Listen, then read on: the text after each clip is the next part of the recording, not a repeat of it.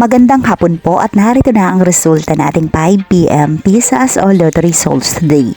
Ngayong araw ng Miyerkules, February 18, 2026. At para po sa draw natin ngayon ay ang 3D Lotto at ang 2D Lotto. At para po sa Lotto More updates, pa-subscribe na lang din po ako sa aking channel at pahit na din ng notification bell.